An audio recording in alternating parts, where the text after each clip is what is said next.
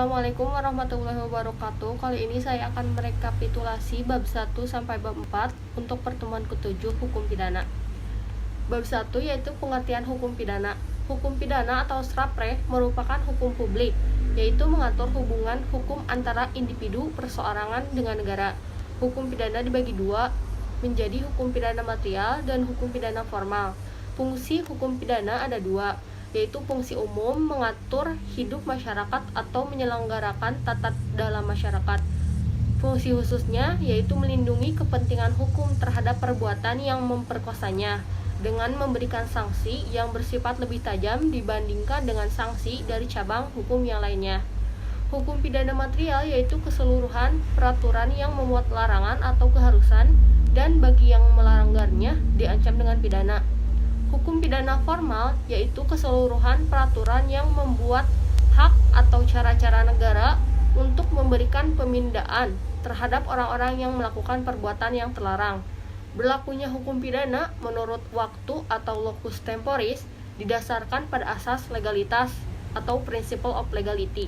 Sedangkan menurut tempatnya atau locus delicti mengacu pada daratan negara atau perairan laut teritorial yang ditetapkan oleh HI.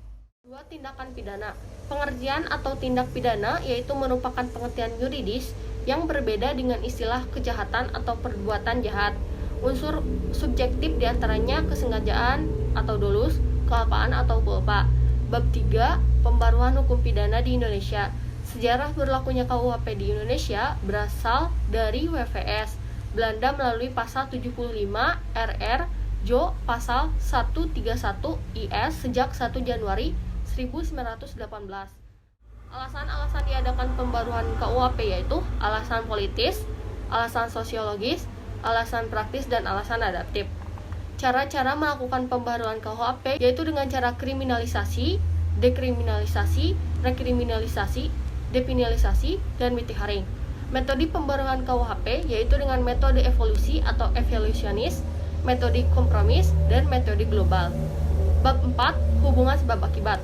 Tujuan dari hubungan sebab akibat yaitu yang pertama, untuk menentukan hubungan antara sebab akibat, yang berarti menentukan ada atau tidak adanya tindak pidana.